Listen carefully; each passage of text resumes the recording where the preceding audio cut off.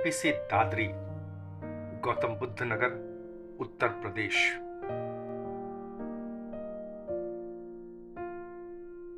NTPC power plant के समीप एक गांव है खंगौड़ा।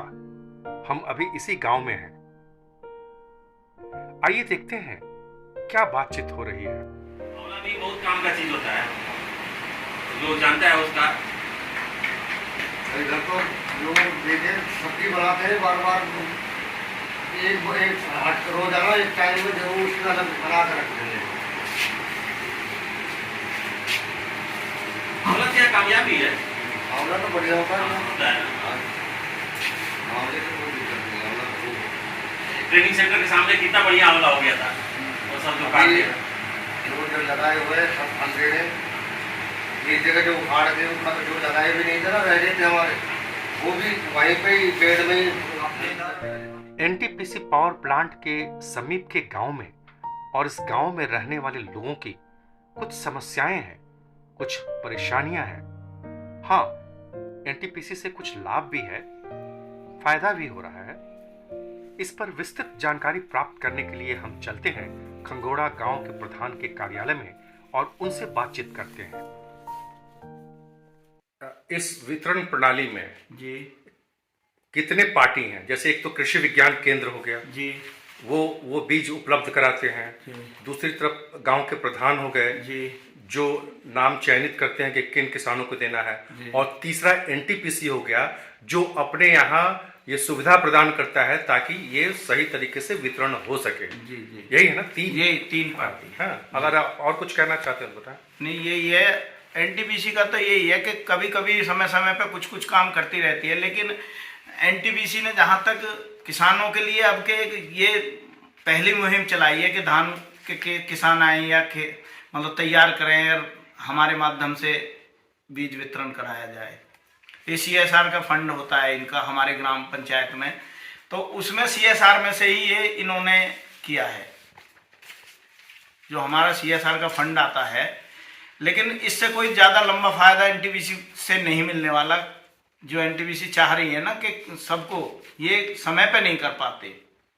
अभी भी अगर हमें एक हफ्ता पहले उपलब्ध होता तो ज़्यादा बेहतर रहता।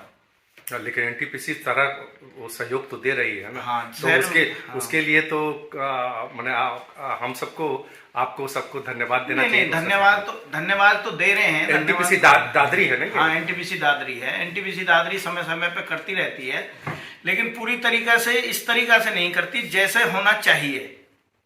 तो वो तो आप लोग अपनी बातचीत करके हाँ, इसका समाधान हाँ, कर सकते हैं। समाधान निकालते हैं, लेकिन कोशिश करते हैं। जो आपको जगह दिया और जो सारा कुछ व्यवस्था किया, वहां पर वितरण हुआ, नाश्ते पानी की व्यवस्था थी, इतना बढ़िया से वहां पर मैंने देखा कि सबसे बातचीत करके सबको ससम्मान सारा वितरण हो रहा है। और बाकी तो हर चीज में जो भी शुरू की जाती है तो उसमें कुछ कमियां रह जाती है। तो ये अब आपका एज ए प्रधान और जो कृषि विज्ञान केंद्र है और वो है, तीनों पार्टी से मिल करके आप अपनी बात जो समस्याएं इसमें हैं उस समस्याओं के निराकरण के लिए सुझाव दे सकते हैं और उस पर आगे का। हाँ, हमारी समस्या है एनटीपीसी अगर हमें धान का बीज या कोई बीज ना देके हमारे जो सीएसआर का फंड है उसको तरीका से सही से हम ग्राम प्रधानों से पूछ के लगाए, बात करके लगाए तो ज़्यादा बेहतर है। उसमें हमारे सबसे बड़ी समस्या पानी निकासी की आती है। गंदा पानी जो गांव से निकलता है उसमें हमें बड़ी हर साल दिक्कत रहती है। जो एनटीपीसी से हम बार बार शिकायत भी करते हैं इस बात को कि हमारे जो गंदे पानी की ग्राम पंचायत एक मच्छर जैसे पहले बहुत करती थी एनटीपीसी, अभी कम कर दिया एनटीपीसी ने। पहले समय समय पर दवाई का छिड़काव करवाती थी एनटीपीसी। ये हमें शिकायत है एनटीपीसी से कि वो जो चीज़ उन्होंने काट दी हैं उनको फिर से लागू करें। जो पहले से करते थे उनको समय समय पर करता रहना चाहिए। जैसे कुछ पूर्व में चक्र विकास के माध्यम से ही यहाँ अच्छे अच्छे कार्य हुए, वो चीज़ सब खत्म कर दी है इन लोगों ने। अब से पहले हमारे यहाँ हर साल कुछ ना कुछ फंड लगाते थे आरसीसी वगैरह में या किसी नाली बनाने में या किसी तालाब का सौंदर्यीकरण करने में। अब वो चीज़ें बहुत कम करते जा रहे हैं। ये बहाना यही है कि सीएसआर का फंड नहीं आ रहा है। ये हमें शिकायत है कि एनटीपीसी उस काम को भी करे, साथ साथ बीज वितरण किया है बहुत, हम उनको धन्यवाद देते हैं, कोई बात नहीं है। लेकिन ये काम की हमें ज़्यादा ज़रूरत है, जैसे गंदा पानी निकलने का, दवाई छिड़कने का, जो मच्छर पैदा होते हैं, जो हमारी एनटीपीसी से राख से हम ज़्यादा परेशान हैं। जो कभी कभी आंधी आती है, जैसे अभी चार दिन पहले एक तूफान आया है, तूफान में हमारे सबले ग्राम पंचायत में टोटल में हर घर में कम से कम 10-20 किलो राख इकट्ठी हो गई होगी जो एनटीपीसी से आती है। तो इसके लिए आप सभी प्रधान जो आसपास के हैं, जो जी। इससे प्रभावित हो रहे जी। हैं या दुष्प्रभावित हो रहे जी। हैं, आप लोग को सब एक फॉरम बना करके और उनसे बातचीत करके इस समस्या का समाधान हमने कई जैसे बार कि आप लोगों ने मिलजुल करके उनको जमीन दी और यहाँ पर इतना बड़ा प्लांट बना, पूरे देश को बिजली की सप्लाई हो रही है, कितना बड़ा काम हो रहा है।